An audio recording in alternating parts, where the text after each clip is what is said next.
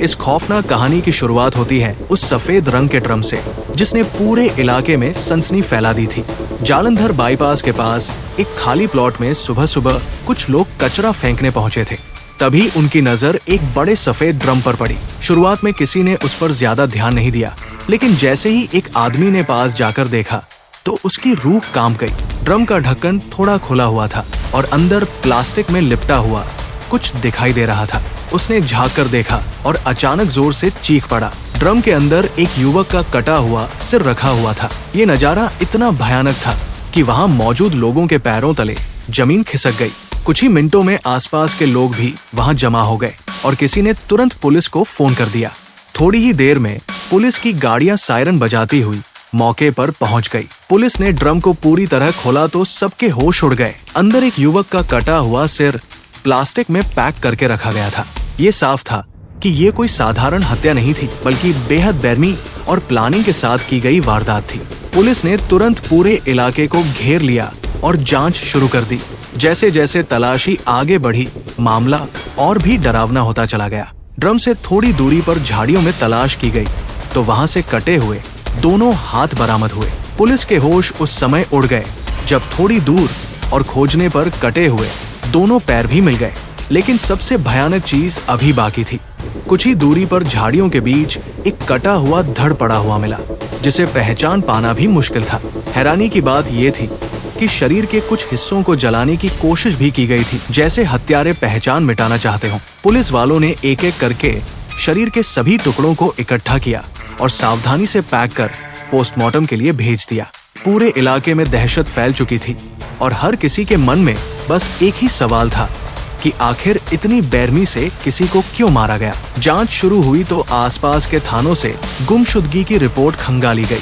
कुछ घंटों बाद पुलिस को एक महत्वपूर्ण सुराग मिला। शव की पहचान 30 साल के दविंदर के रूप में हुई। दविंदर 2 दिन पहले ही मुंबई से अपने घर लौटा था। वो कई सालों से मुंबई में काम करता था और कुछ जरूरी काम के लिए अपने गांव आया था, लेकिन किसी को अंदाजा भी नहीं था कि घर लौटने के सिर्फ 2 दिन बाद ही उसकी इतनी दर्दनाक मौत हो जाएगी।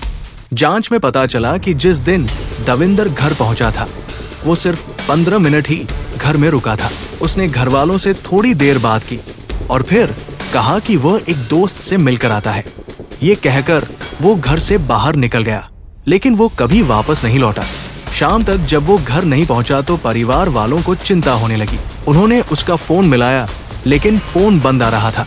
पहले तो सबको लगा कि शायद वो किसी काम में व्यस्त होगा, लेकिन जब अगले दिन भी उसका कोई पता नहीं चला तो परिवार वालों ने पुलिस में गुमशुदगी की रिपोर्ट दर्ज करवा दी। उन्हें जरा भी अंदाजा नहीं था कि उनका बेटा अब इस दुनिया में नहीं रहा। पुलिस ने दविंदर के मोबाइल की कॉल डिटेल निकालनी शुरू की। जांच के दौरान एक नाम बार बार सामने आने लगा। ये नाम था शेरा का। शेरा दविंदर का पुराना दोस्त था और सबसे चौंकाने वाली बात ये थी कि वह दविंदर के घर के पास ही रहता था। पुलिस ने तुरंत शेरा को पूछताछ के लिए बुलाया। शुरुआत में शेरा ने कहा कि वो दविंदर से मिला ही नहीं था, लेकिन पुलिस को उसकी बातों में कई विरोधाभास नजर आए। कॉल रिकॉर्ड साफ बता रहे थे कि हत्या से पहले दोनों के बीच कई बार फोन पर बातचीत हुई थी। अब पुलिस का शक और गहरा हो गया था। जब पुलिस ने शेरा से सख्ती से पूछताछ शुरू की तो उसका चेहरा पीला पड़ने लगा। वो बार बार अपनी बात बदलने लगा। आखिरकार पुलिस के दबाव में वह टूट गया और उसने जो सच बताया वो किसी फिल्मी क्राइम से कम नहीं था। शेरा ने कबूल किया कि दविंदर उसका दोस्त जरूर था, लेकिन पिछले कुछ महीनों से उनके बीच पैसों को लेकर विवाद चल रहा था। दविंदर ने उसे कुछ पैसे उधार दिए थे और बार बार पैसे वापस मांग रहा था। शेरा उन्हें लौटाना नहीं चाहता था और इसी बात को लेकर दोनों के बीच कई बार झगड़ा भी हो चुका था। जब दविंदर मुंबई से वापस आया तो उसने फिर से अपने पैसे मांगे। शेरा को डर था कि अगर उसने पैसे नहीं लौटाए तो मामला और बिगड़ सकता है। इसी डर ने उसके दिमाग में एक खतरनाक योजना पैदा कर दी।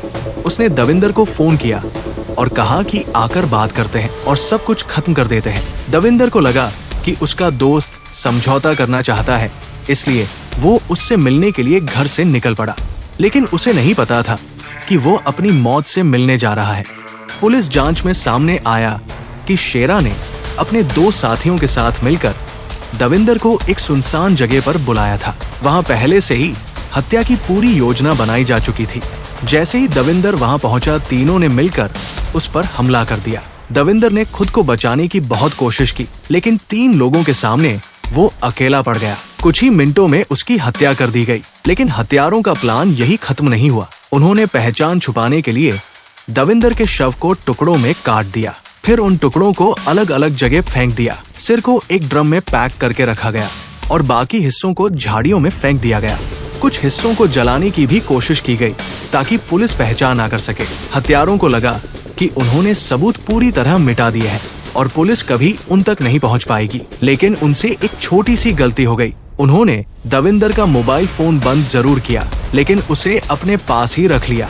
यही फोन पुलिस के लिए सबसे बड़ा सबूत बन गया। कॉल रिकॉर्ड और लोकेशन के आधार पर पुलिस सीधे शेरा तक पहुंच गई। आखिरकार सच सामने आ गया। जब पुलिस ने दविंदर के परिवार को ये खबर दी तो घर में मातम छा गया। माँ बार बार रोते हुए यही कह रही थी कि मेरे बेटे ने किसी का क्या बिगाड़ा था। जिस दोस्त पर दविंदर को सबसे ज्यादा भरोसा था, उसी ने उसे सबसे दर्दनाक मौत दी। पुलिस ने शेरा और उसके दोनों साथियों को गिरफ्तार कर लिया और तीनों के खिलाफ हत्या और सबूत मिटाने का मामला दर्ज किया गया।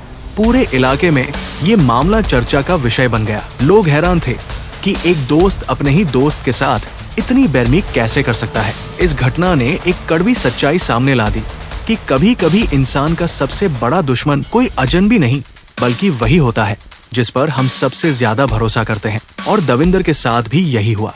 जिस दोस्त से मिलने वो घर से निकला था, वही दोस्त उसकी जिंदगी की आखिरी मुलाकात बन गया।